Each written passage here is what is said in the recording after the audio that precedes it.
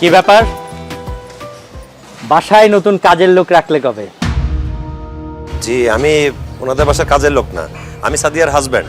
কি বললেন? আপনি সাদিয়ার হাজবেন্ড?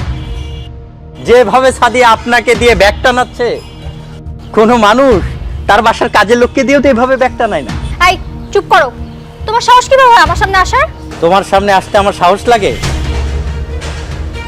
ভুলে গেছো, একটা সময় শুধু তোমার সামনে না, তোমার বেডরুমে আমার রেগুলার যাতায়াত ছিল। Just shut up and leave from here. Okay, I am leaving. তার আগে বলো, এই মুরগিটাকে পটালে কিভাবে? ভাই, আপনি এভাবে কেন কথা বলতেছেন? তাছাড়া আপনার পরিচয় কি? আপনি কে? আমি আপনার ওয়াইফ সাদিয়ার ex husband. Ex husband? Ex husband মানে কি বলতেছেন আপনি? আমি ঠিকই বলছি, আমি সাদিয়ার এক্স হাজবেন্ড।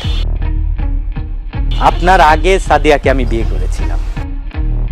আপনার বউ খুবই ডেঞ্জারাস, আপনি একটু সাবধানে থাকবেন। আর সাদিয়া, তোমাকে বলি, তুমি আমাকে যেভাবে ধোকা দিছো, গ্রামের এই সহজ সরল ছেলেটাকে এভাবে ধোকা দিও না। নতুন জীবনের জন্য শুভকামনা।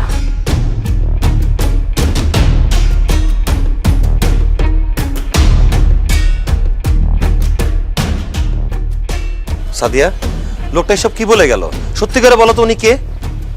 ও আমার এক্স হাজবেন্ড। এক্স হাজবেন্ড মানে? তোমার এর আগে আর একটা বিয়ে হয়েছিল? হ্যাঁ হয়েছিল, কিন্তু বেশি দিন সংসার করিনি, 6 মান্থস অনলি। সাদিয়া, তুমি এসব কি বলতেছো? তোমার মাথা ঠিক আছে? এর আগে তোমার বিয়ে হয়েছিল? এই সত্যিটা তুমি আমার কাছে কেন গোপন করছো? কেন বিয়ের আগে আমাকে বলো নাই? বললে কি হতো? তুমি কি আমাকে বিয়ে করতে না? না, করতাম না, কারণ আমি একটা অবিবাহিত ছেলে। আমি জেনে বুঝে একটা বিবাহিত মেয়েকে বিয়ে করতাম না। চুপ, আস্তে কথা বলো। আমার এর আগে একটা বিয়ে হয়েছিল বলে তোমার মতো একটা গ্রামের আনস্মার্ট খ্যাত ছেলেকে আমি বিয়ে করছি।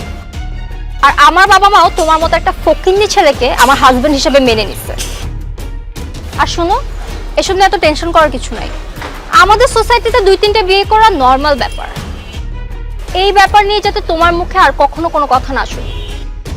আর যদি বলো, আমার পাপা কি বলেছিল মনে আছে না? ব্যাগগুলো গাড়িতে তুলো।